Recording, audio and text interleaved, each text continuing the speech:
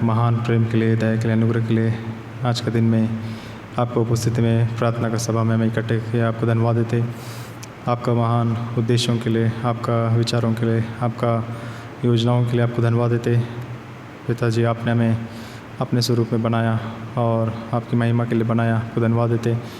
आपको महिमा करने की जगह में प्रभु हम आपको निंदा और अपमान में लेकर आया और आपका नाम को बहुत ही प्रभु ऊंचा करने की जगह में हमने नीचा किया, लेकिन आपने हम पर दया दिखाया, अनुग्रह दिखाया, हमें प्रेम किया, शाश्वत प्रेम किया, सनातन प्रेम किया। अपना इकलौता पुत्र प्रभु यीशु मसीह को हमारे लिए भेज दिया। प्रभु यीशु मसीह का प्रेम और बलिदान के द्वारा, उस समर्पण के द्वारा हमें धोकर शुद्ध किया, पवित्र किया। आपके पवित्र लोगों से हमें धोकर प्रभु अपनी प्रजा, अपनी संतान हमें बनाया। आपको धन्यवाद देते। आपने किया बड़े बड़े कामों के लिए, अद्भुत कामों के लिए, आश्चर्य कामों के लिए आपको धन्यवाद देते। आज तक आपने किया हुआ महान कार्यों के लिए धन्यवाद देते। आपका उद्देश्य, आपकी इच्छा के अनुसार आपने हमें अनुग्रह दिखाया प्रभु। इस रीति से प्रभु आपका उद्देश्य, आपके संकल्प के अनुसार बेतनी को आपने स्थापित किया।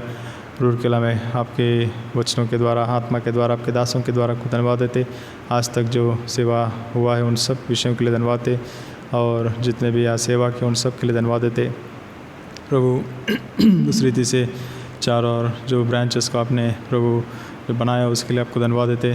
सारे सिस्टर असेंबलीज को आपके हाथों में सौंपते। आपका उद्देश्य, आपका इच्छा हर एक जगह पूरा होते रहे, आपकी सहायता कीजिए प्रभु। आज तक संभाला, आगे भी संभालने वाला परमेश्वर धन्यवाद देते प्रभु। इस महामारी से प्रभु जो परिस्थिति, लॉकडाउन प्रभु, इस रीति से हमें प्रभु आराधना करना पड़ रही और सारे मीटिंग्स को ऑनलाइन में करने के लिए अनुमति दिया। आपको धन्यवाद देते प्रभु। बहुत ही भयंकर परिस्थितियों से आपने बचाया, धन्यवाद देते। और जितने भी इस दुनिया छोड़ दें उनके परिवारों को सांत्वना दीजिए। जितने भी परिवार प्रभु अभी भी पीड़ित है, आप उन सबको छूकर चंगाई कीजिए, दया कीजिए प्रभु। सारे आपका महान कार्यों के लिए, अद्भुत कामों के लिए धन्यवाद देते। आपका उपस्थिति हमारे बीच में रखिए। प्रार्थना का मीटिंग में प्रभु आप ही हमसे वचनों के द्वारा बातें कीजिए ताकि हम अपने जीवन को परख सके, पश्चाताप कर सके, हमारा जीवन को आपको फिर से एक बार नया रीति से सौंप सके और प्रभु प्रार्थना में हम आगे बढ़ते जा सके। सहायता कीजिए। आपका प्रेम, दया, अनुग्रह के लिए धन्यवाद है। एक दास को आप क्लोज देकर शुद्ध कीजिए, पवित्र कीजिए। आपके क्रूस के पीछे रखिए, उपयोग कीजिए। आपके वचनों के द्वारा स्पष्टता से बातें कीजिए। आपकी सिद्ध इच्छा योजना को संपूर्ण से प्रकट कीजिए और आपकी महिमा होने के लिए सहायता कीजिए। जहाँ जहाँ आपको दुखाया, देखने में, सोचने में, बोलने में, करने में प्रभु हर एक बातों के लिए क्षमा चाहते हैं। आप क्लोज देकर शुद्ध कीजिए, पवित्र कीजिए। जहाँ भी अपने अपने घरों में आपके लोग इकट्ठा हुआ, हर एक जगहों में आपकी उपस्थिति रखिए। आप ही संपूर्ण महिमा पाइए। आपका प्रेम के लिए धन्यवाद देते हुए ये छोटी सी प्रार्थना प्रभु यीशु मसीह के नाम पे चढ़ाता हूँ। सुनो ग्रहण कीजिए पिताश्री, आमीन।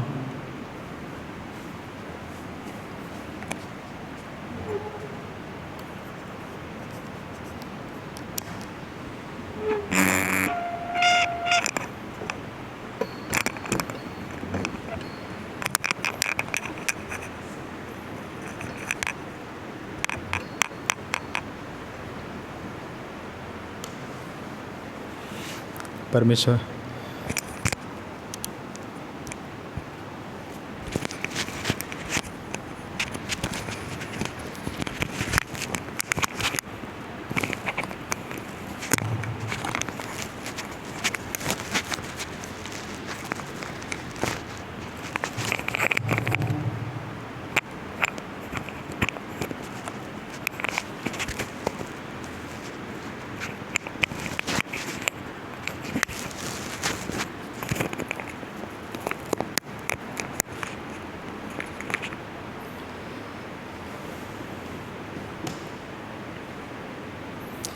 परमेश्वर का वचनों में के आज के लिए हम प्रार्थना का सभा के लिए, प्रार्थना का वचनों के लिए प्रकाशित वाक्य 11 अध्याय में से हम पढ़ेंगे।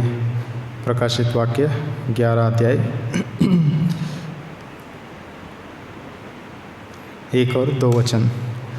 फिर मुझे नापने के लिए एक सरकंडा दिया गया और किसी ने कहा, उठ परमेश्वर के मंदिर और वेदी और उसमें उपासना करने वालों को नाप ले, पर मंदिर के बाहर का आंगन छोड़ दे।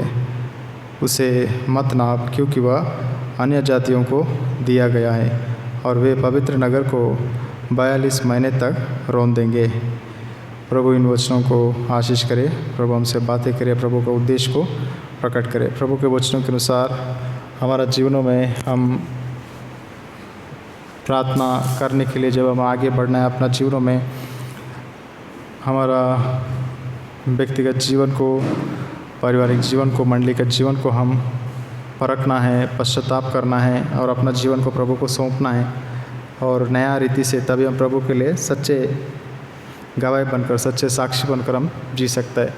प्रभु का उद्देश्य, प्रभु का योजना क्या है, हमें हमारा जीवनों में हम समझना है। यहाँ हम देखते हैं कि एक नापने के लिए एक सरखंडा दिया गया।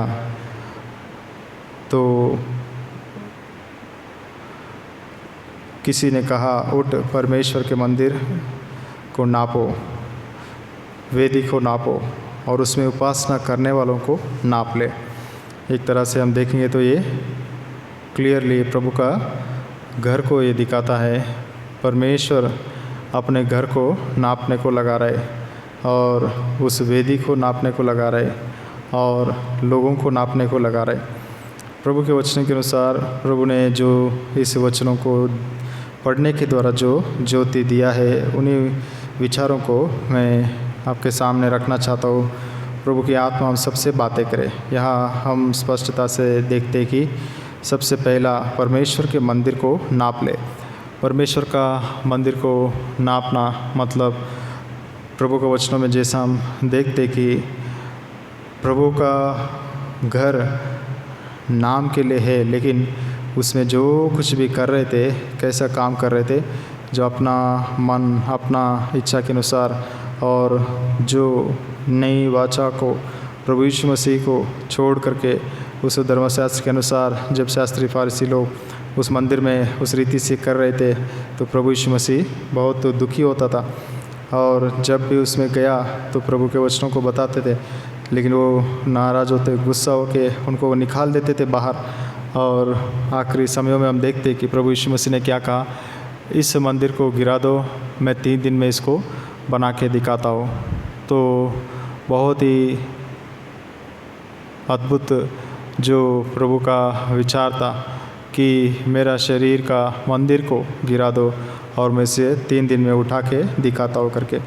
परमेश्वर का वचन में हम देखते कि 1 कोरिन्थी 6:19 में तुम्हारा हृदय मेरा मंदिर है।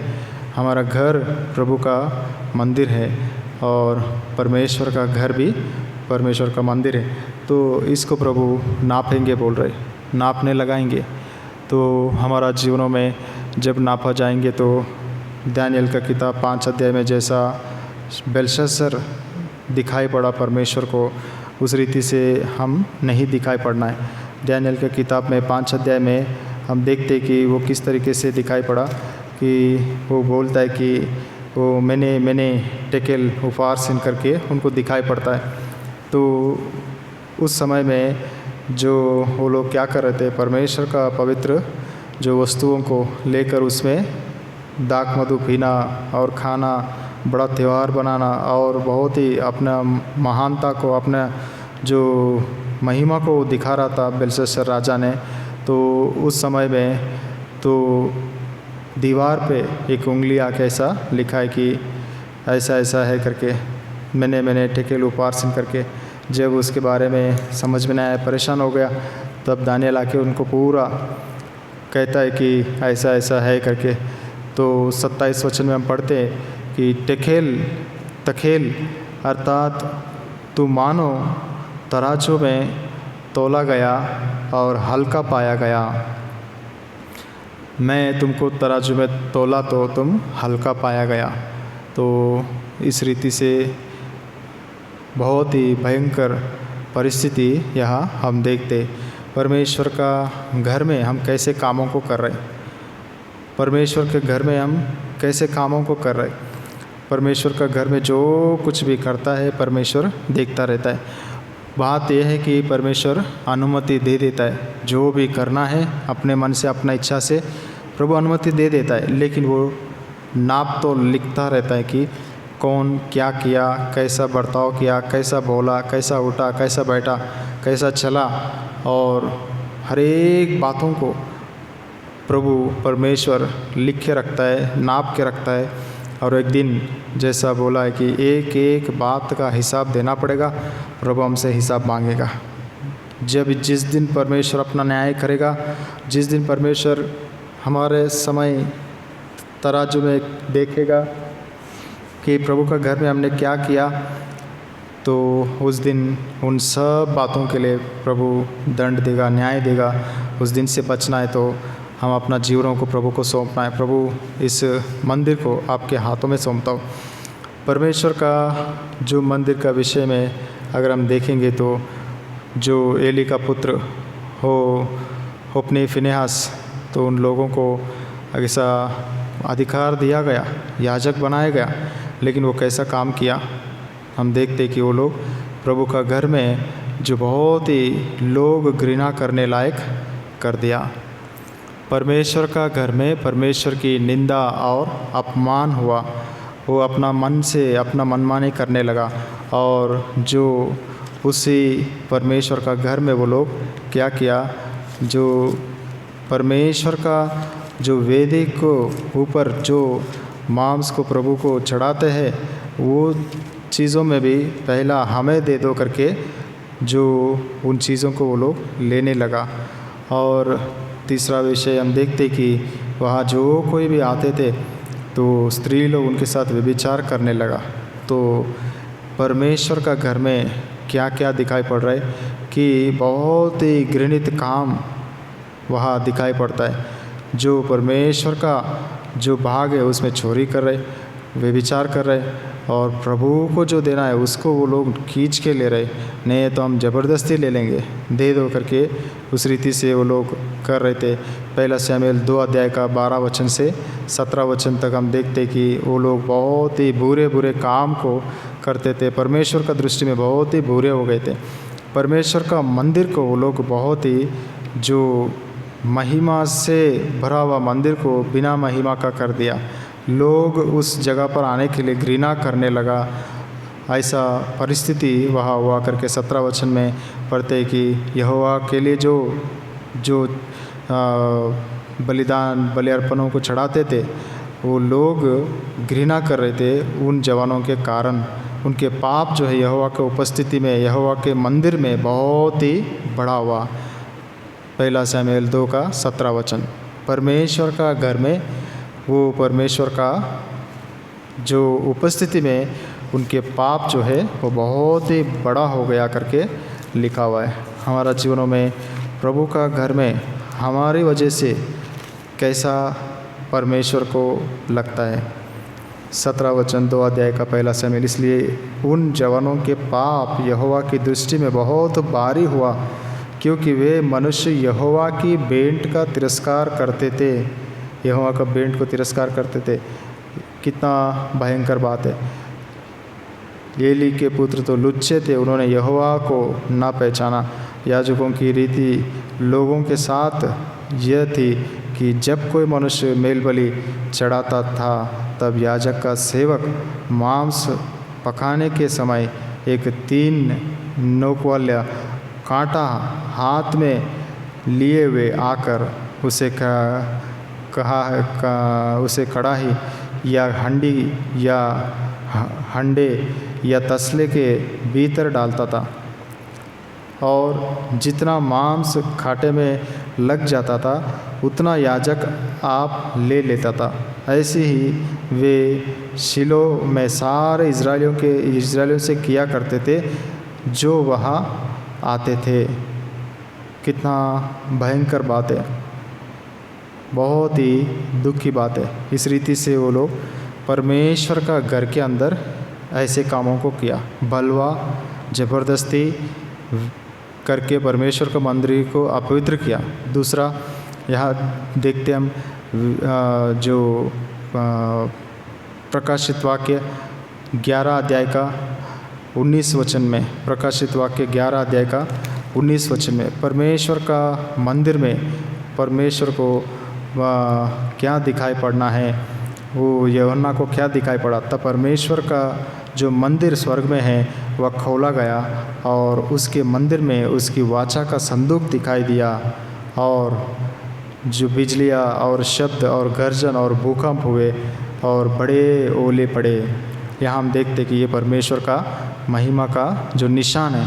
वो मंदिर को खोलते ही क्या दिखाई पड़ा? वह उसकी वाचा का संदूक दिखाई दिया। कितना अद्भुत बात है! प्रभु का घर को खोलने से वाचा का संदूक दिखाई पड़ना है। वाचा का संदूक क्या दिखाता है? वाचा का संदूक में क्या क्या है? परमेश्वर का धर्मशास्त्र है, उसमें परमेश्वर का वचन का ग्रंथ है। वहाँ से परमेश्वर की आवाज़ निकलती थी करके हम पढ़ते निर्गमन 25 अध्याय में। और वो वाचा का संदूक कैसे बनाना है करके लिखा है। तो उसमें हम देखते कि वो करुणा का ढक्कन है जिसमें प्रभु यीशु मसीह का लहू दिखाई पड़ता है। प्रभु का लहू, प्रभु की जो प्रेम, प्रभु का समर्पण उस वेदी पर, वो प्रभु के लिए हर एक समय में वो वेदी पर आग जलते रहेगा और उसमें बलि अर्पण किया जाता है। और वो लहू उस करुणा का ढक्कन के ऊपर दिखाई पड़ता है। तो और हम देखते पवित्र आत्मा का उपस्थिति वहाँ केरूबों की नाई परमेश्वर के हर एक कामों को पूरा करने के लिए वो केरूब दिखाता है। ये वाचा का संदूक है, प्रभु यीशु मसीह पवित्र आत्मा को वो दिखाता है। पवित्र आत्मा आज हमारे लिए वो काम कर रहे। पिता ने जो किया, पुत्र ने जो काम किया, उस काम को पूरी रीति से जो कंप्लीशन में पवित्र आत्मा अभी काम कर रहे हमारे लिए। हर एक समय तुम्हारे कान के पीछे आवाज़ सुनाई पड़ते, यही मार्ग, इसमें चलो। यह यशायाह 30:21 के अनुसार, प्रभु के वचन के अनुसार ये हमारे मंदिर में दिखाई पड़ता है क्या? प्रभु जब इस मंदिर को खोल कर देखता है, परमेश्वर की महिमा, उस भयंकर जो गर्जन की आवाज़, भूकंप और महिमा भरा हुआ, सभी लोग जब ऐसे आवाज़ें निकलते थे, केरूब, सेराफ, 24 प्राचीन स्वर्गदूत लोग सभी परमेश्वर को आराधना करते थे, स्तुति करते थे, साष्टांग प्रणाम करते थे, परमेश्वर को ऊंचा करते थे। ऐसा अनुभव हमारे मंदिर में है क्या? परमेश्वर के वचनों को हम सुनते हुए भी हमारा जीवनों को ठीक ठाक ना करके, बिना डर के, बिना भय से, परमेश्वर को उपस्थिति ये करके भी हम इज्जत ना करते हुए, सम्मान ना करते हुए, डर भय ना मानते हुए, परमेश्वर का घर के अंदर हम लड़ाई झगड़ा, ईर्ष्या, द्वेष, कपट, टांग खींचना, गिराना, परेशान करना, तंग करना और एक दूसरे को निंदा अपमान करना और दोष लगाना, और इन सब बातों में अगर हम पाया जाएंगे, जब प्रभु मंदिर खोल कर देखेगा हमारा मंदिर में, बेथनी में ऐसे हालत दिखाई पड़ता है, तो एक एक व्यक्ति सब कुछ प्रभु के हाथों में छोड़कर मौन रीति से परमेश्वर को स्तुति, आराधना, महिमा करते हुए ऊंचा करने से कोई आवाज़ नहीं, कोई झगड़ा नहीं, कोई ईर्ष्या नहीं, कोई कुछ भी नहीं। उन दिनों में सैमुएल ने ऐसा काम किया था। वो लोग ये सब काम कर रहे थे। उस वेदी को नापो बोला। जब वेदी को नापा तो उस रीति से प्रभु को क्या, किसके लिए नापने के लिए बोल रहे, उसमें दिखाई पड़ना चाहिए कि उस वेदी में क्या होता है कि बलि अर्पण होता है। कितना बलि हुआ? बलि कौन देता है? जब पश्चाताप करते हैं उसके लिए बलि दिया जाता है। उस जो व्यक्ति या इज़राइल जब पश्चाताप करते हैं उनके पापों की क्षमा के लिए उस सारे इज़राइल के पाप इस जानवर पर, इस पशु पर चले जाए करके उस मेमना को वध करके उसको जलाया जाता है। प्रभु को वो जो सुगंध की नाई है उसकी जो स्मेल है वो प्रभु स्वीकार करता था। वो वेदी को जब नापा जाएगा, क्या प्रभु वो पश्चाताप को देखेगा? प्रभु को दिखाई पड़ता है क्या? इसलिए मंदिर को नापो, क्या क्या काम हुआ वो सब नापा जाएगा। कौन कौन क्या क्या शब्द बोला, क्या क्या किया, एक एक काम का हिसाब किया।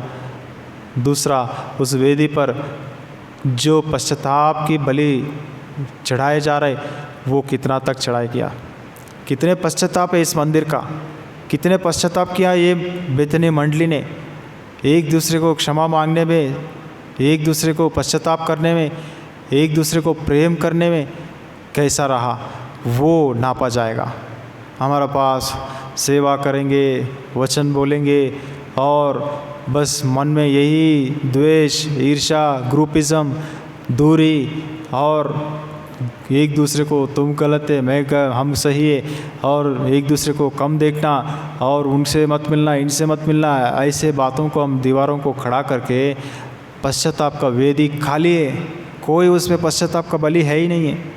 लेकिन हम प्रभु के लिए स्तुति आराधना का वेदियों बड़े पश्चाताप का वेदी पर हम स्तुति आराधना का बलि को चढ़ा रहे प्रभु को। प्रभु हम स्तुति करते, प्रभु हम आराधना करते, प्रभु हम आपकी सेवा करते, प्रभु हम आपकी सुसमाचार करते, प्रभु हम आपके लिए ये करते वो करते, ऐसा करके ऐसे वेदी को भर दिया। लेकिन प्रभु देखना चाहता है कि उसमें पश्चाताप का कितना बलि हुआ। कभी भी उसमें आग नहीं बुझना चाहिए, लेवी 6:13, और उसमें हमेशा वो जलते रहना चाहिए, उसमें हमेशा बलि अर्पण होते रहना चाहिए। क्या वो बलि अर्पण हो रहा है क्या? प्रभु बोला, कौन बोला मेरे आंगनों में पाँव रखने के लिए? बिना अपने हृदयों को ठीक करके, एशिया 1 अध्याय पूरा अध्याय पढ़ लीजिए, उसमें लिखा है अपने जीवन को ठीक ना करके कौन बोला मेरे आंगनों में पाँव रखने के लिए? एशिया 58 में लिखा है कौन बोला ऐसे उपवास करने के लिए? टूटे फूटे लोगों को उठाना, दबे हुए लोगों को उठाना, ऐसे लोगों को हाथ देना, उनको खाना खिलाना, उनके लोड, उनके बोझ को हल्का करना, ये है सच्चा उपवास। मेरा घर में आके तुम कौन बोला ये वेदी, ये बलि चढ़ाने के लिए? ये सब मुझे कोई धन्यवाद का बलि ये सब नहीं चाहिए, ऐसे अर्पण मुझे नहीं चाहिए, मुझे घृणा लगता है इन सब से। इसलिए आओ अपने हाथों में जो पाप है उसको धो लो, जितने पाप है वो सब मैं क्षमा कर दूंगा। आ जाओ, वो कितने भी लाल हो, कितने भी भयंकर हो। ये उद्धार नहीं पाया वो लोगों के लिए नहीं, हमारे लिए भी प्रभु कह रहे हैं। उस वेदी को पश्चाताप का बलि से हम भरेंगे, प्रभु के सामने हम पश्चाताप करेंगे। बेतनी में वो वेदी प्रभु जब मंदिर को नापेगा, एक एक का काम क्या क्या इस मंदिर में हुआ है वो सब प्रभु नापा जाएगा। एक एक काम के लिए हिसाब प्रभु को देना पड़ेगा। एक एक शब्द इस मंदिर के अंदर, एक एक कार्य हमने जो किया, कपट से, ईर्ष्या से, द्वेष से, सबका हिसाब देना पड़ेगा। कितना हमने पश्चाताप किया। जब पश्चाताप करता है उसके लिए हम वो बलि को लेकर आते हैं, तब उस पर वो चढ़ाया जाता है। हमारे पास पश्चाताप किया हुआ अनुभव समय है क्या? प्रभु का घर में मैं उस भाई से, मैं इस भाई से, मैं उस बहन से क्षमा मांगा, प्रभु आपसे भी क्षमा मांगा, मैंने जो किया उन कामों के लिए, प्रभु मेरी आवाज़ के लिए, प्रभु मेरा जो गुस्सा के लिए, प्रभु मेरा जो लड़ाई के लिए, झगड़ा के लिए, मेरा बातों के लिए मैंने क्षमा मांगा। मैं जिससे जो भी किया उन सब से क्षमा मांगा प्रभु। मेरा पश्चाताप का बलि मैंने चढ़ाया प्रभु। क्या हम ये कह सकता है क्या? प्रभु के वचनों के अनुसार हम अपने आप को जांचेंगे, तभी प्रभु जब वो मंदिर खोल कर देखेगा तो उनको उनका उपस्थिति दिखाई पड़ता है, अपनी महिमा प्रभु भर के रखता है। प्रभु यीशु मसीह का जो प्रेम और समर्पण और क्षमा वहाँ मिल जाता है, और जो आखिरी में पवित्र आत्मा का उपस्थिति भरा हुआ रहता है। हम अपने आप को जांचना है कि हमारे प्रभु का घर में, बेतनी में, हम एक दूसरे से जो कोई भी पिछले दिनों में हमने किया उन सब के लिए एक दूसरे से हम क्षमा मांगा है क्या? क्षमा एक बार हम मांगेंगे, उसके बाद कोई पुराना जीवन में हम कंटिन्यू नहीं करेंगे। एक नया जीवन, एक नया अनुभव, एक नया जीवन जो पिछले जीवन से कोई तालमेल नहीं रहेगा। अलगाव पूरी रीति से हम ठीक है मांगना पड़ेगा, जाने दो करके पश्चाताप कर दिया, बाद में वही ज़िंदगी चला रहे, वही जीवन, वही ग्रुपिज़म, वही इसी में हम पढ़ा है, तो हमें कोई मतलब ही नहीं है वो पश्चाताप किया हुआ। प्रभु उसे स्वीकार नहीं करता है। इब्रानियों 6:1 में उन निर्जीवन कार्यों को हम छोड़ देना है। नया सृष्टि जो प्रभु में है, जो मसीह में वो मर गया, वो नया सृष्टि है। क्या हम नया सृष्टि बनाए क्या? प्रभु से हम पश्चाताप करेंगे मंदिर का विषय में और उस वेदी का विषय में। प्रभु मैंने पश्चाताप नहीं किया, एक दूसरे से क्षमा नहीं मांगा, और मुझे मौका दीजिए, मैं क्षमा मांगता हूँ प्रभु। प्रभु के वचनों में लिखा है, जो अपने पापों को कबूल करता है और उसे छोड़ देता है वो दया और करुणा और क्षमा पाता है। प्रभु के वचन के अनुसार छोटे बच्चों से लेके संडे स्कूल, जवान बच्चे और जो बड़े और बुजुर्ग तक, जो कोई भी है, प्रभु से अभी तक प्रभु के घर में हमने किया हुआ कामों के लिए हम क्षमा नहीं मांगा है तो प्रभु से क्षमा मांगेंगे।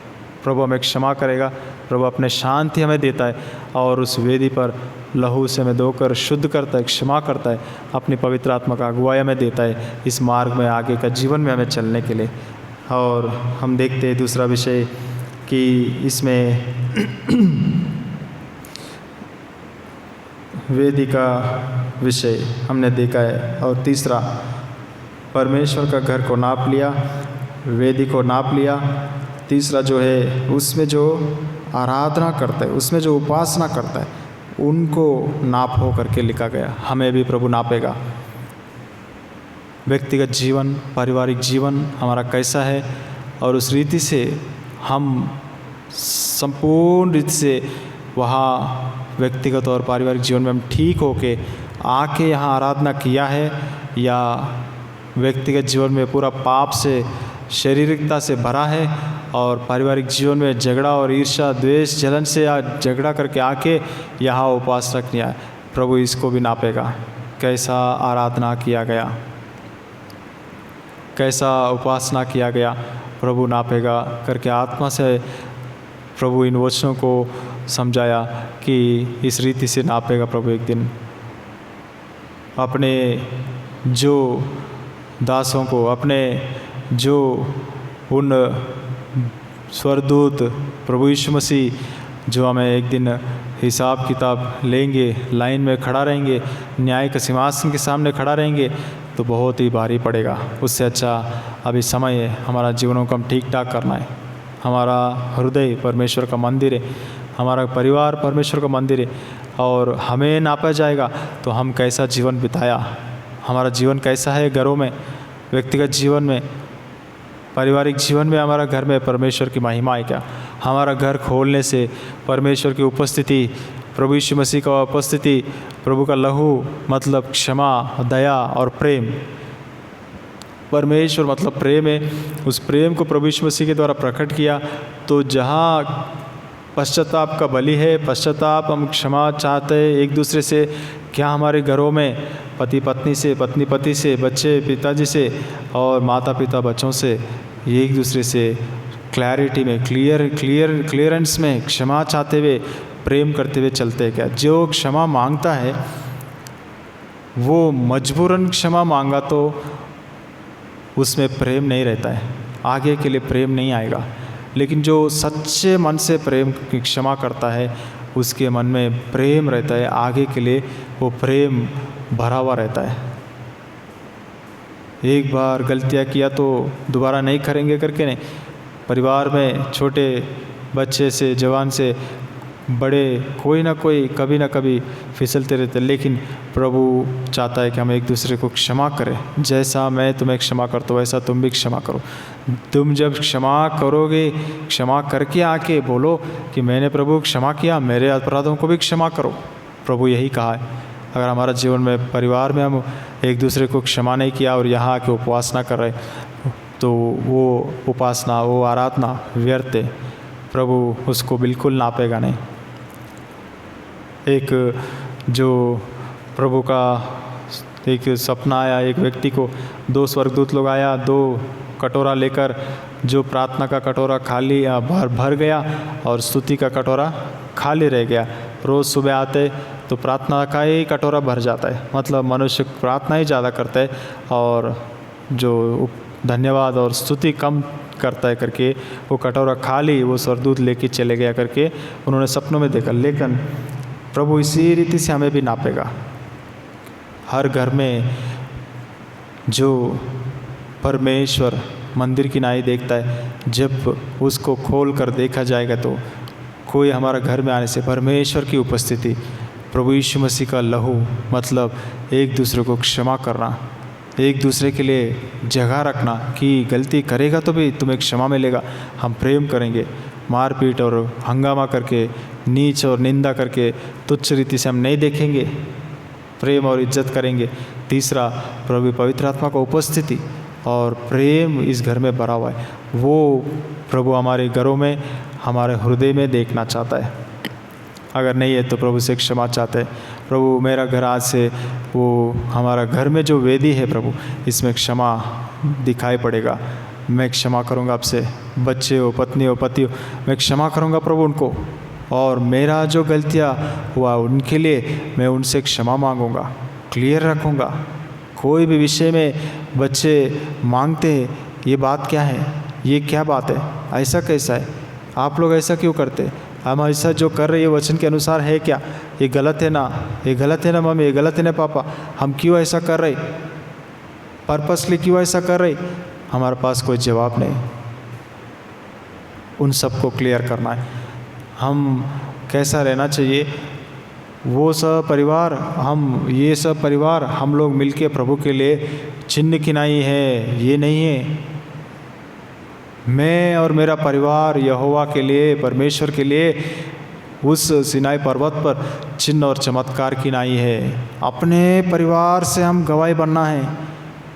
हम किसी के लिए काम करते हैं, वो ग्रुप के लिए, ये ग्रुप के लिए, इनके पीछे उनके पीछे जाते, परिवार में बच्चे परेशान हैं, क्यों ऐसा कर रहे पापा, हमारा कोई स्वेच्छा नहीं है क्या, हम परमेश्वर को मन से प्रेम करके परमेश्वर का स्वभाव में, पुत्र के स्वभाव में हम प्रभु के लिए जीना चाहते हैं, लेकिन वो क्यों नहीं होता इस घर में। बच्चों का प्रश्न है, आज मन में प्रश्न है, और हमें भी ऐसा क्यों मजबूर करते, ऐसा रहो वैसा रहो। लेकिन सच्चा प्रेम से परमेश्वर का उपस्थिति, प्रभु यीशु मसीह का लहू का चिन्ह और पवित्र आत्मा का उपस्थिति इस घर में नहीं है, जैसा हमारे बच्चों को दिखाई पड़ता है। इसलिए वो कन्फ्यूजन्स, डाउट से वो ऐसे बढ़ते, और कल के दिन वो लोग भी वही बनेंगे। प्रभु इसलिए हमसे मांग रहे कि पश्चाताप करेंगे। जो कोई पश्चाताप करते हैं मैं उसे क्षमा करूँगा, उसके घर को, उसके हृदय को, उनके मंदिर को मैं ऐसा बनाऊँगा, मेरे उपस्थिति रखूँगा, पुत्र का लहू को दिखने दूँगा, पवित्र आत्मा का उपस्थिति को मैं रखूँगा। नहीं है तो नाप के टेखेल तुम मेरा दृष्टि में कम दिखाई पड़ा, तुम्हारा परिवार मेरा दृष्टि में कम दिखाई पड़ा, तुम्हारा मंडली मेरा दृष्टि में नाप में बराबर नहीं है, तुम्हारा व्यक्तिगत जीवन मेरा दृष्टि में नाप नहीं है, बराबर नहीं है। व्यक्तिगत जीवन को, हमारा जीवन को, जहाँ भी हम काम करते, जहाँ भी जाते, क्या हमारा जीवन शुद्ध और पवित्रता से है क्या, या अपवित्रता से भरा है क्या। कोई नहीं देख रहे, मेरा स्वभाव अलग है, मंडली में, परिवार के सामने अलग स्वभाव, क्या हमारा जीवन ऐसा चल रहा है क्या। प्रभु को हम हिसाब किताब देना है, एक एक काम के लिए, एक एक बातों के लिए। प्रकाशित वाक्य आखिरी अध्याय में, तुम्हारा काम तुम्हारा पीछे पीछे जाएगा, तुम्हारा पाप तुम्हें पकड़ेगा। मत्ती 12:36 में तुम्हारा एक एक शब्द का तुम्हें हिसाब देना पड़ेगा। यशायाह में लिखा है, तुम्हारा उठना बैठना, हिलना डुलना, ये सब मैं देख रहा हूँ। प्रभु का वचन के अनुसार हम प्रभु को जवाब देना पड़ेगा। इसलिए हम अपने आप को सौंपेंगे, प्रभु मुझे क्षमा कीजिए, आपके लहू से मुझे धोकर शुद्ध कीजिए, पवित्र कीजिए, मैं अपने आप को आपको सौंप देता हूँ करके जब हम प्रभु को सौंपेंगे तो परमेश्वर की महिमा होगा। वहाँ हम देखते कि प्रकाशित वाक्य 11:16 में, प्रकाशित वाक्य 11:16 में, तब 24 प्राचीन जो परमेश्वर के सामने अपने अपने सिंहासन पर बैठे थे, मुंह के बल गिरकर परमेश्वर को दंडवत करके ये कहने लगे, हे सर्वशक्तिमान प्रभु परमेश्वर जो है और जो था, हम तेरा धन्यवाद करते कि तूने अपने बड़ी सामर्थ को काम में लाकर राज्य किया है। जातियों ने क्रोध किया पर तेरा प्रकोप आ बढ़ा। प्रभु के वचनों में हम देखते कि यहाँ जो सारे 24 प्राचीन मुंह के बल गिर के परमेश्वर को, जो सिंहासन पर बैठे थे, प्रभु को स्तुति आराधना दंडवत करके महिमा किया। ऐसा हमारा व्यक्तिगत जीवन, पारिवारिक जीवन, मंडली का जीवन में प्रभु देखना चाहता है कि खास करके बड़े हमारा हृदय का हमें राजा है, जो उस प्रभु को राजा बनाकर हम ऊंचा करते हुए चलना, हमारा घर के सदस्य सभी साष्टांग प्रणाम करके प्रभु ही हमारा सब कुछ है, इस घर को चलाने वाला प्रभु है, Christ is the head of our house करके हम स्टिकर लगाते हैं, लेकिन ऐसा जीवन हम बिताना है। और Christ is the head of all, जो इस मंडली का प्रभु शिरोमणि है, प्रभु उसकी सिरसत्व के अनुसार हम चल रहे क्या, या किसी के अगुवाई में, जो पॉलिटिक्स में, जो नहीं करना चाहिए ऐसे बातों में, ऐसा कार्यों में बदला लेते हुए, फंसाते हुए, एक काउंटर पे एक काउंटर डालते हुए एक दूसरे के ऊपर हम यही कर रहे हैं क्या, तो ये सब नापा जा रहा है। एक दिन प्रभु नापेगा, कम दिखाई पड़ेगा। उसी दिन रात को बेलशस्सर मर गया, नीचे जो उस घमंड किया उनको बोला गया कि तुम्हारा पिताजी नेबुकदनेस्सर कैसा जीवन बिताया था, उन्होंने भी ऐसे ही घमंड किया, उसको पशु बनाया था, जब वो नम्र हुआ वापस सिंहासन पर लाया। ये सब तुम जानते हुए बेलशस्सर तुम क्यों नम्र नहीं हुआ, तुमको नाप दिया परमेश्वर, तोल दिया और तुम कम दिखाई पड़ा, और आज ही तुम्हारा राज्य किसी और को दिया जाएगा। उसी रात को वो मर गया। प्रभु ऐसे परिस्थितियों से हमें बचाए, नम्र हो सके, दीन हो सके, पत्नी के सामने नम्र होना पड़ेगा। हमारी गलतियों को उठा के बोल रहे तो ये तुम्हारा जीवन है क्या, हम पश्चाताप करेंगे। बच्चे हमको बोलेंगे ये क्या जीवन है क्या पापा, तो उधर क्षमा मांगेंगे। सच में मैं प्रभु को देख के नहीं चल रहा हूँ, जो मुझे खींच रहे, गलत अगुवाई कर रहे, उनको मैं देख के चल रहा हूँ, प्रभु को मैं छोड़ दिया। हमारी सच्ची अवस्था को हम पश्चाताप करेंगे। आज से इस घर में जो भी दरवाज़ा खोलेगा, परमेश्वर का वाचा का संदूक दिखाई पड़ेगा, मेरा हृदय में वो दिखाई पड़ेगा।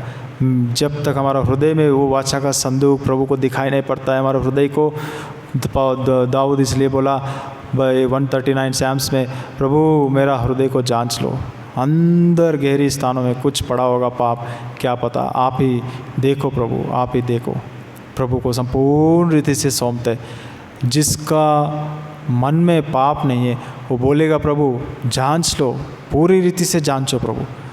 जब हम छुपाया रखा है पापों को, हम पूरा कोशिश करते हैं नाम के लिए, जो बोलते देख लो प्रभु, लेकिन उस बात को उस जगह तक पहुंचने नहीं देते, छुपाते रहते, या बीच में आते खड़ा रहते, उधर चेक मत कीजिए हम छुपाया है कुछ। ऐसे अवस्था में हम ना दिखाई पड़े प्रभु को, ना हमारा घर दिखाई पड़े, ना हमारा मंडली दिखाई पड़े।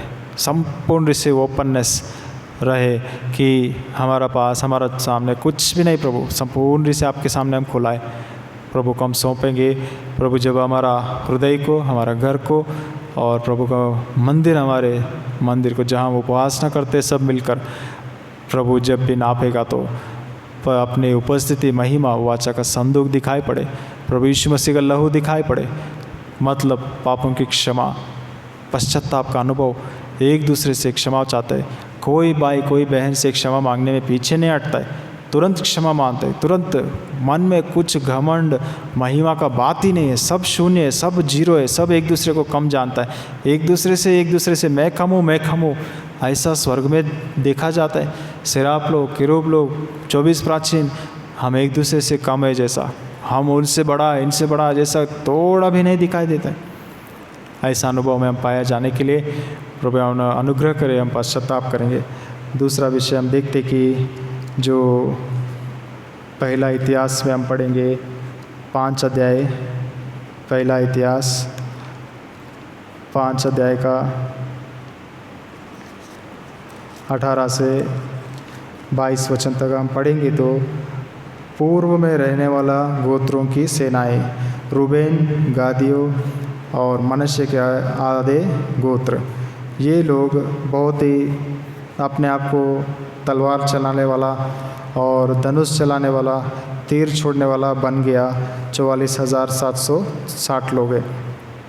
तो यहाँ हम देखते उन्होंने जो हग्रियो और यतूर, नापीश और नोदाब से युद्ध किया था। ये सभी हागर का जो इस्माइली का संतान से आते हैं, तो इनके विरुद्ध इनके सहायता मिली, और ये लोग को, चारों लोगों से ये लोग युद्ध किया, तो उनके ऊपर जब युद्ध करने लगा वो लोग क्या किया, और अग्रे उन सब समेत जो पहला इतिहास 5 अध्याय का 20 वचन, तो उन्होंने परमेश्वर की दुहाई दी थी और उसने उसकी विनती इस कारण सुनी थी कि इन्होंने उस पर भरोसा रखा था।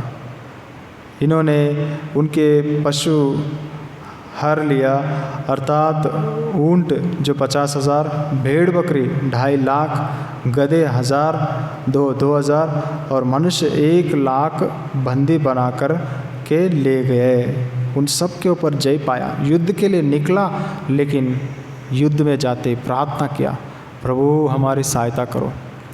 मूसा नहीं है, चला गया प्रभु। यहोशू नहीं है, चला गया प्रभु। हम लोग बस अभी बचे, ये कोई खास हम लोग नहीं है, हमारी आत्मिकता इतना नहीं है, बस हम आपके नाम को जानते हैं, हम आपके नाम से प्रार्थना करते हैं, बस प्रभु आप ही दया करो। छोटा सा प्रार्थना, वो लोग 44,000 है और शत्रु लोग लाखों में हैं, और उनके ऊपर चढ़ाई किया। जब प्रार्थना किया, प्रभु ने उनको सहायता किया, क्योंकि लिखा है वो लोग प्रभु पर भरोसा रखा। उस भरोसे के कारण प्रभु ने उनको, परमेश्वर ने उनको युद्ध में जीत दिया। नया नियम में जितने भी चंगाई हम देखते, प्रभु यीशु मसीह ने क्या कहा, तुम्हारा विश्वास ने तुम्हें चंगा किया। प्रभु का महिमा हो। प्रभु का अद्भुत योजना, अद्भुत संकल्प उस रीति से पूरा होने के लिए हम प्रार्थना करेंगे। हमारी प्रार्थना व्यर्थ नहीं जाता है। मन से हम प्रार्थना करेंगे, प्रभु ज़रूर उसमें काम करता है। जो कोई विषय के लिए आप प्रार्थना कर रहे, हम प्रार्थना करें, वो कभी भी व्यर्थ नहीं होगा और बिना जवाब नहीं रहेगा। हर प्रार्थना का प्रभु उत्तर देता है। प्रभु हमने जितने भी चेन प्रेयर्स में कर रहे, हर एक बातों को प्रभु पूरा करते आया, प्रभु सहायता करते आ रहे और आगे भी करेंगे। इसलिए प्रार्थना में, आत्मा में हम लगे रहेंगे और युद्ध करना है, युद्ध उतरना है, तलवार चलाना है, सीखना है, शत्रु से लड़ना, लेकिन शरीर से नहीं। हमारी लड़ाई किससे? ये एफेसी 6 का 10 से 18 के अनुसार लहू और मांस से हमारा युद्ध नहीं, लेकिन अंधकार शक्तियों से जो आकाश में है, सैन्य समूह से, उससे हमारा युद्ध है। उनसे हम लड़ना है। सामने आएंगे भाई बहन, कोई बात लेकर, कुछ लेकर झगड़ा करेंगे, उल्टा एक शब्द भी बोलना नहीं, एक हाथ भी नहीं उठाने का, एक आवाज़ भी नहीं उठाने का। हम मौन रहकर उस बात को हम आगे बढ़ने ही नहीं देना है। मौन रहकर हम शत्रु से लड़ना है, प्रार्थना में लड़ना है, घुटनों में लड़ना है। प्रभु की पूरे जो 6 अध्याय में लिखा है, छाती में, सिर में, पाँव में, हाथ में तलवार, ढाल सब पकड़ के खड़ा होना है आत्मिक युद्ध के लिए। लेकिन युद्ध को वो ही करेगा। युद्ध यहोवा का है। परमेश्वर हमारी लड़ाई करे। कैसा? हम प्रार्थना करना है, हम गिड़गिड़ाना है, हम रोना है, प्रभु हमारे पक्ष से लड़ेगा। हम उनके ऊपर भरोसा रखा है करके वो हमें जीत देता है, जय देता है। कितना अद्भुत विचार है। प्रभु के सामने रूबेन गादी लोग, मूसा नहीं है हमारे पास, यहोशू नहीं है, कालेब नहीं है, प्रभु हम बस आगे का पीढ़ी है, बस बचा हुआ है, आपका नाम को जानते हैं, इतना आत्मिक नहीं है, लेकिन आपके नाम से हम प्रार्थना करते हैं, सहायता करो प्रभु। कितने बड़े लूट, कितने बड़े जो उनको मिला है, 2,000 गधे, 2.5 लाख जो भेड़ बकरी और 1 लाख लोग मिला। लेकिन दुख की बात यह है कि हमारा जीवन में प्रार्थना का जवाब मिलते ही, बड़ा आत्माएं मिलते ही, बड़ा सेवा होते ही हम बहुत ही घमंड होकर फिर से जो प्रभु नाश किए थे उन देवताओं को पूजा करने लगा। प्रभु ने रूबेन, गाद और आधे मनश्शे का गोत्र को गुलामी में बेबीलोन में जाने के लिए अनुमति दे दिया। सबसे पहले आके इन लोगों को ही पकड़ा। कितना दुख की बात है। प्रभु के वचन के अनुसार इसी अध्याय में 25, 26, 27 वचनों में 26 में हम पढ़ते हैं कि परंतु उन्होंने अपनी पितरों के परमेश्वर से विश्वासघात किया और उस देश के लोग जिनका परमेश्वर ने उनके सामने से विनाश किया था, उनके देवताओं के पीछे व्यभिचार के समान हो लिया। इसलिए इज़राइल के परमेश्वर ने अशूर के राजा फूल और अशूर के राजा तिग्लत-पिलेसर का मन उभारा और उन्होंने उन्हें अर्थात रूबेनियों, गादियों और मनश्शे के आधे गोत्र के लोगों को बंदी बनाकर के हला, हबोर और हारा और गोजान नदी के पास पहुंचा दिया। और वे आज के दिन तक वही रहते हैं। कितना दुख की बात है। इतना बड़ी विजय पाया, इतना बड़ा आशीष पाया, और उस आशीष में वो नहीं रह पाया क्योंकि अन्य जातियों के देवताओं के पीछे चले गया। प्रभु के वचन के अनुसार याद रखना है, हम अन्य जातियों के पीछे जाने वाला नहीं रहना चाहिए, उनके देवताओं को पूजा करने वाला नहीं रहना चाहिए। वहाँ प्रकाशित वाक्य हम देखते, मंदिर को प्रभु ने पकड़ा है, बाहर के आंगन को छोड़ दो, वो अन्य जातियों को दिया गया। उसका हिसाब किताब मैं अभी नहीं करूँगा, बाद में करता हूँ। पहला मैं प्रभु हमारा जीवन को देखेगा, हमारे परिवार को देखेगा, हमारे मंडली में हमारा रोल हम कैसा किया, ये सब विषयों को प्रभु देखेगा। कहाँ थोड़ा आगे बढ़ने के लिए जो कुछ भी किया प्रभु हिसाब करेगा। और यहाँ हम देखते ये लोग प्रभु की सहायता से इतना आशीष पाया और उस प्रभु को ही छोड़ दिया, और परमेश्वर ने शत्रु को उभारा और गुलामी में जाने के लिए अनुमति दिया। प्रभु का वचन के अनुसार प्रार्थना का जीवन से हम जय पाया होंगे, लेकिन ढीला डाला हो गया और शारीरिकता में और अन्य जाति की नाई हम जी रही, तो विश्वास के जीवन छोड़कर फिर से हम गुलामी में जाने का खतरा है। तीसरा विषय को हम देखते कि पहला इतिहास 4 अध्याय का 10 वचन। पहला इतिहास 4 अध्याय का 10 वचन। यहोवा याबेस ने इज़राइल के परमेश्वर को यह कहकर पुकारा, भला होता कि तू मुझे सचमुच आशीष देता। पहला विषय, सचमुच मुझे आशीष चाहिए। दूसरा, और मेरा देश बढ़ाता। तीसरा, और तेरा हाथ मेरे साथ रहता। चौथा, और तू मुझे बुराई से ऐसा बचा रखता। पांचवा, और उससे पीड़ित ना होता। और जो कुछ उसने मांगा वह परमेश्वर ने उसे दिया। ये प्रार्थना याबेस ने, और प्रभु ने उन्हें दे दिया। क्या हमारा जीवन में ये सही प्रार्थना हम कर रहे हैं क्या? प्रभु ये प्रार्थना बहुत सिंपल प्रेयर है, मुझे आशीष करो प्रभु, और मेरा देश को बढ़ाओ प्रभु, और मेरा संपत्ति बढ़ाओ प्रभु, सब प्रॉस्पेरिटी, सब आराम और आशीष की बातें, ऐसी प्रार्थना ही है। याबेस का प्रार्थना बहुत ही फेमस है, बहुत लोग इसके विषय में बहुत वचनों को दिया है, बचपन से हम सुनते आया। लेकिन प्रभु की आत्मा कहता है कि जो बोझ दे रहे उस प्रार्थना को सुनने से बहुत ही, जो पतरस और पौलुस ने, जो प्रभु के प्रेरित ने क्या कहा, मसीह के दुखों में, बाकी दुखों में हम भागीदार होना है। प्रभु आपके क्रूस का बाकी श्रमों को, दुखों को मुझे दीजिए। प्रभु के लिए मैं दुख उठाऊंगा, ऐसे प्रार्थना करो। प्रभु के क्रूस उठाऊंगा, दिन भर दिन मरने के लिए यहाँ मुझे जीना है, मुझे आशीष करो। अय्यूब के जीवन में हम देखते ना वो कितना प्रार्थना करता है, कितना पश्चाताप। उनका जो मंदिर में प्रभु का वाचा दिखाई पड़ता है, वेदी दिखाई पड़ता है, परमेश्वर की महिमा दिखाई पड़ता है। लेकिन जब प्रभु ने अनुमति दिया उन परिस्थितियों को, उन्होंने एक शब्द भी नहीं बोला। कोई बुराई नहीं होना है, याबेस का प्रार्थना वहाँ देखते पूरा बुराई हुआ उनका परिवार में, और परमेश्वर को उन्होंने महिमा किया। यहोवा ने दिया, यहोवा ने लिया। अच्छा बात है, बहुत ज़रूरी है प्रार्थना करना है, कोई बुराई ना हो प्रभु, कुछ भी ना हो किसी को भी। और बहुत ही बात यह आता है कि इससे कोई पीड़ित ना हो, मुझे कोई दुख ना पड़े प्रभु, क्योंकि उनका माँ उनको जब पैदा हुआ, याबेस को ये नाम रखा, वो दुख में मैं पैदा किया इसलिए इसका दुख का पुत्र करके याबेस नाम रखा।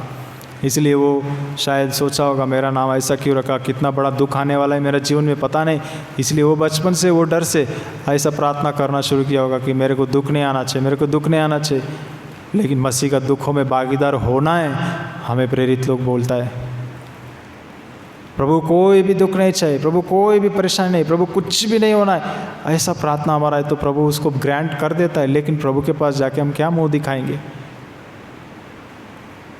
स्वर्ग में किससे निशान है, किससे पहचाना जाएगा शरीर के ऊपर क्या निशान है?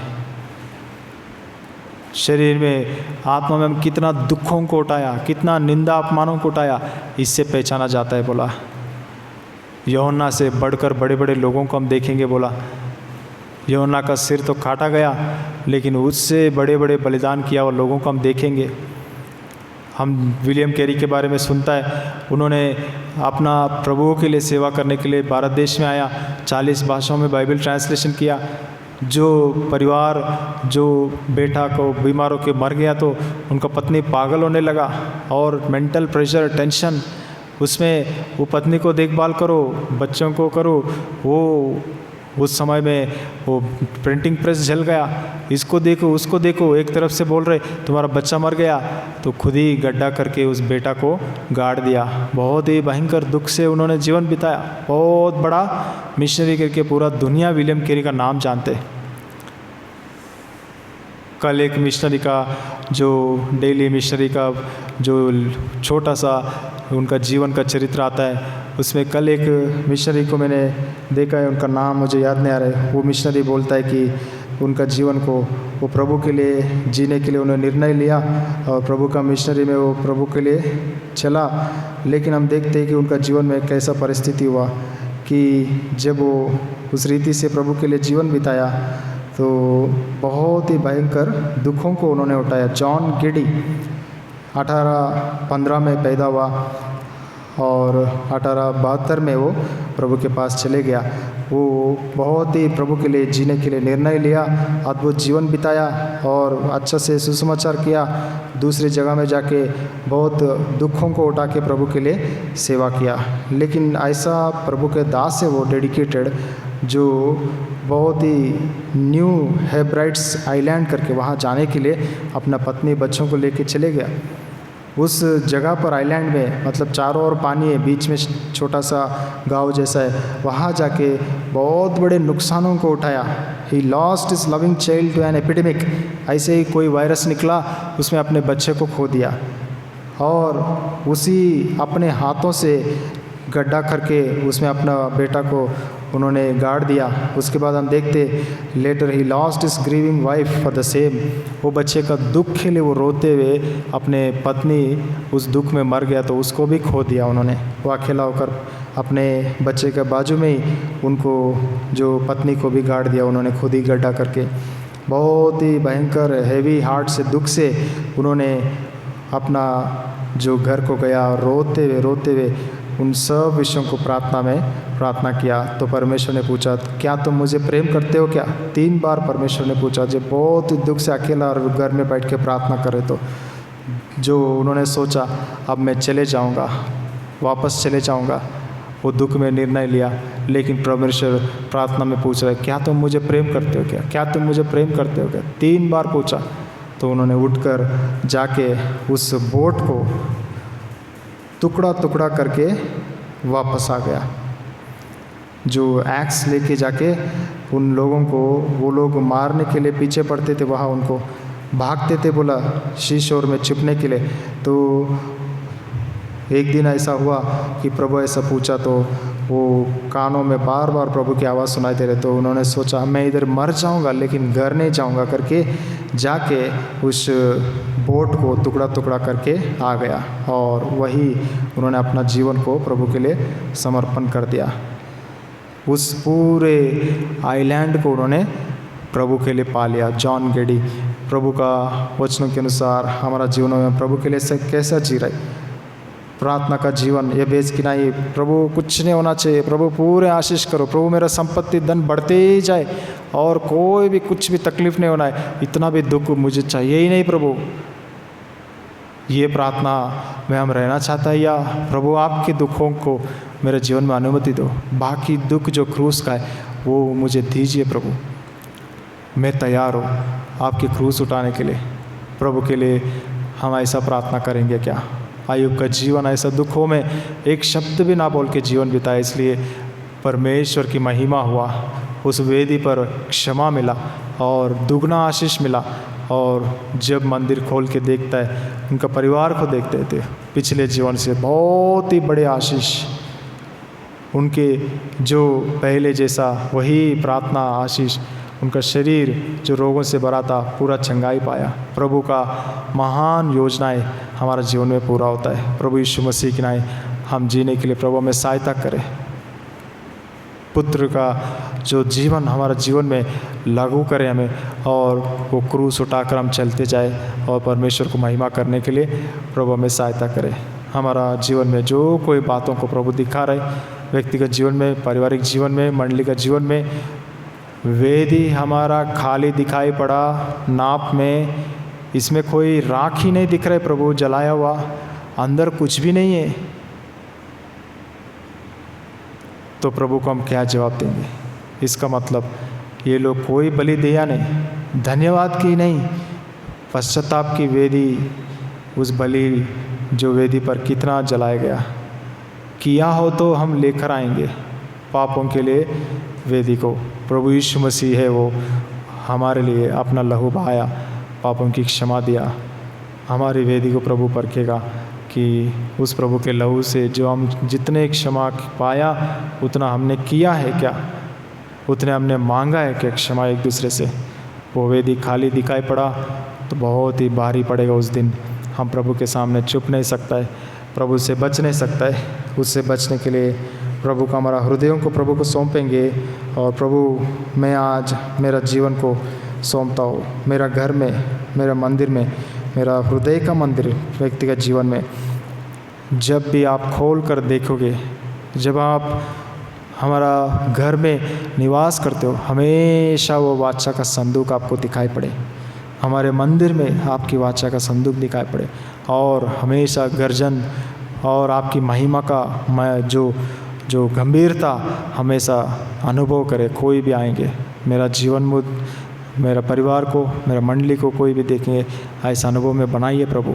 मैं झुकता हूँ, मैं नम्र होता हूँ, मैं पश्चाताप करता हूँ, मैं क्षमा मांगता हूँ, एक दूसरे से सब कुछ ठीक करता हूँ और प्रेम से आगे बढ़ता हूँ करके हम प्रभु को अपना जीवनों को समर्पण करें। थोड़ा समय हम लोग व्यक्तिगत रीति से अपने अपने घरों में पश्चाताप में समय बिताएंगे, और उसके बाद मंडली के विषयों के लिए जो चेन प्रेयर का लिस्ट के अनुसार आप अपने अपने घरों में थोड़ा समय प्रार्थना कीजिए। प्रार्थना करेंगे।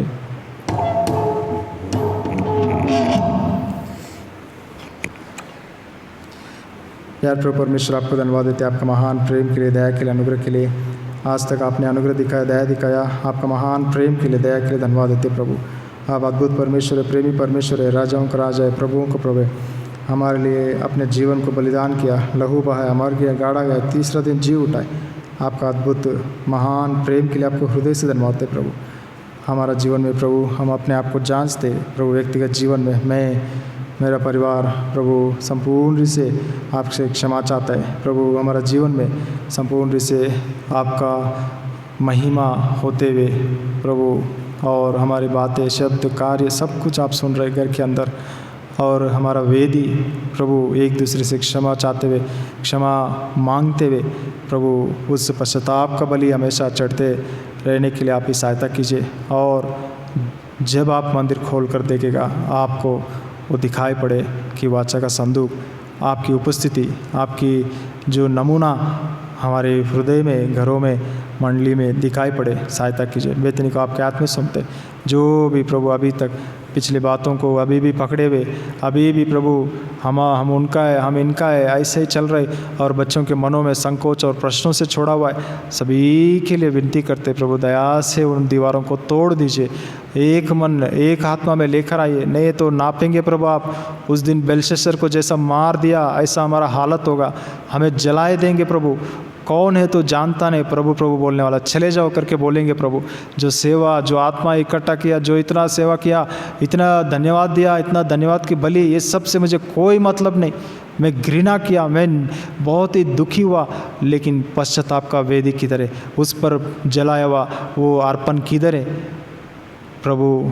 आप ही दया कीजिए, एक दूसरे से क्षमा मांगे प्रभु। बहुत ही अद्भुत जो गहरी बातों को आपने जो प्रकट किया, जो आत्मा में दिया, उन्हीं वचनों को आपके लोगों के सामने रखा प्रभु। एक एक व्यक्ति प्रभु, जवान से बड़े बूढ़े तक प्रभु, सीरियसली प्रभु अपने आप को जांच सके, मंडली में किया हर एक गलती भूल चूक के लिए जिसके सामने जिसको जिसको किया क्षमा मांगे, ठीक ठाक करें, ताकि उस दिन बच जाए प्रभु।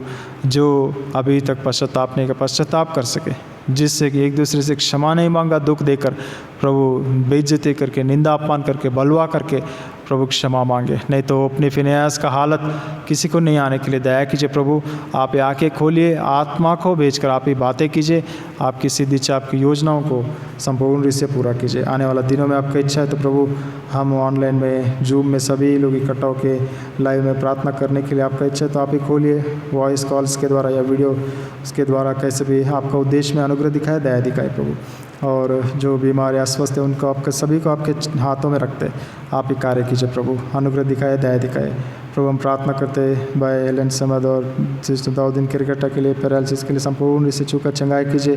सिस्टर बीरजमानी के लिए हम प्रार्थना करते प्रभु, जो गैल ब्लैडर, किडनी में बीपी स्टोन से और बीपी, डायबिटीज़, हार्ट प्रॉब्लम को संपूर्ण इसे छूकर चंगाई कीजिए। सिस्टर सुमित्रा लकड़ा आंटी के लिए हम प्रार्थना करते, स्लिप डिस्क प्रॉब्लम में संपूर्ण चंगाई दीजिए। सिस्टर मीना परिडा को भी हम याद करते, बैक पेन से संपूर्ण चंगाई दीजिए।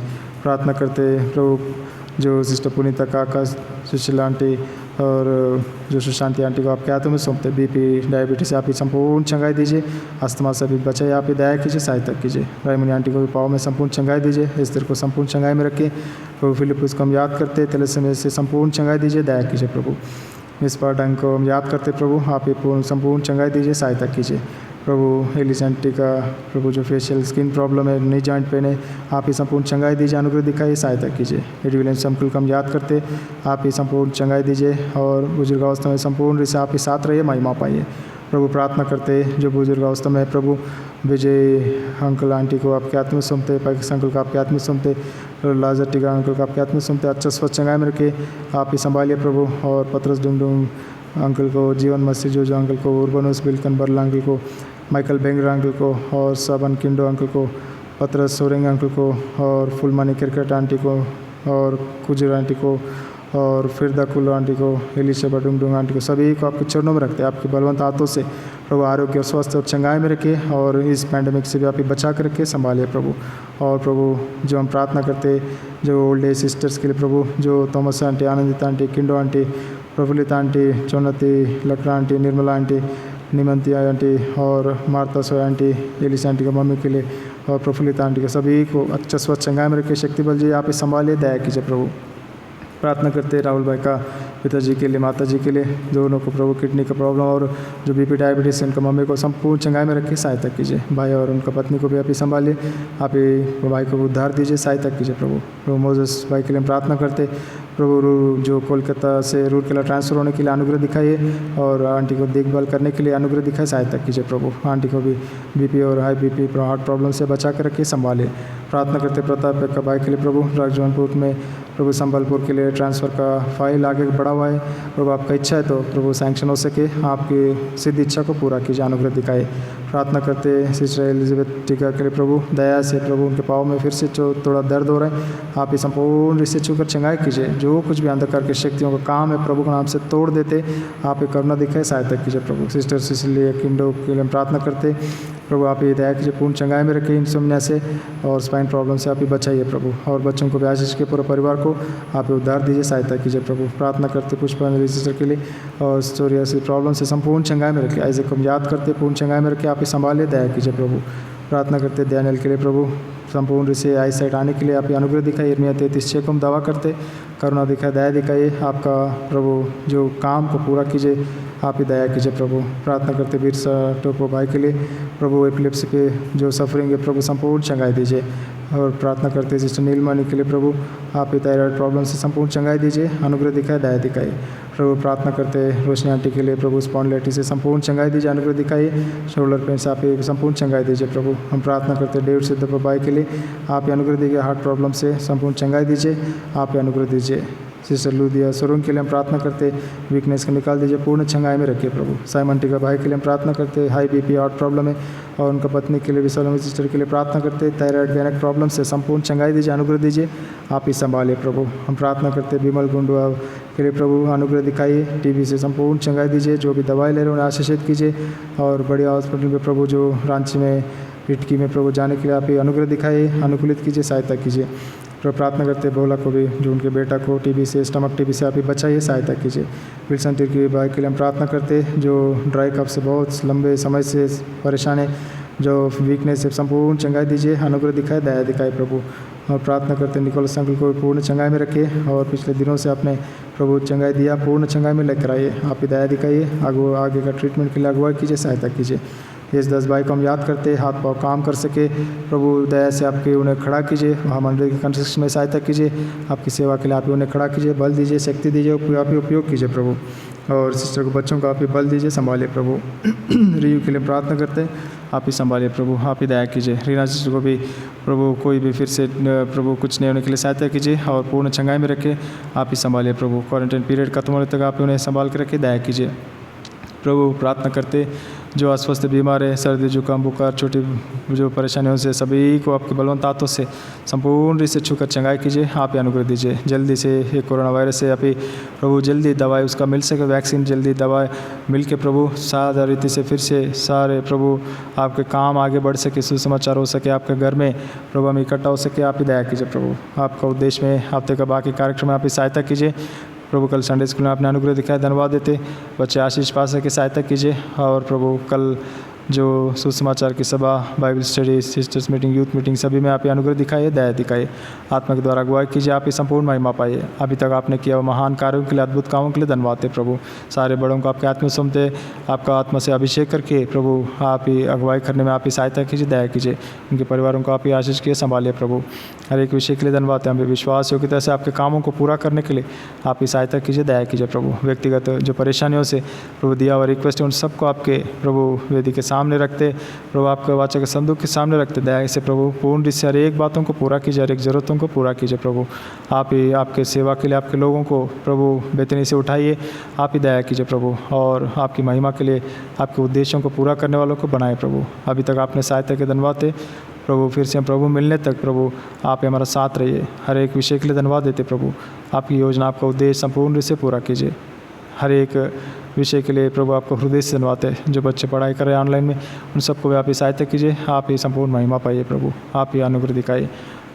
सारे विषयों को आपके हाथ में सौंपते हुए, वचन के आशीष मांगते हुए प्रभु हम प्रभु जो रूबेन गाद मनुष्य की नाई पीछे जाने वाला ना बने, लेकिन जय जीवन में आगे बढ़ते जाने के लिए सहायता कीजिए प्रभु। ये बेच की नाई हम जरूर प्रार्थना करें, लेकिन उससे बढ़कर प्रभु आपके दुखों के लिए भी हम तैयार रहने के लिए, क्रूज़ को उठाने के लिए प्रभु, आपके मसीह के बाकी दुखों को भागीदार होने के लिए हमें मन दीजिए, बोझ दीजिए और तैयार कीजिए। आपका प्रेम के लिए धन्यवाद देते हुए ये छोटी सी प्रार्थना आराधना प्रभु यीशु मसीह के नाम पे चढ़ाता हूँ, सुनो ग्रहण कीजिए पिताश्री, आमीन।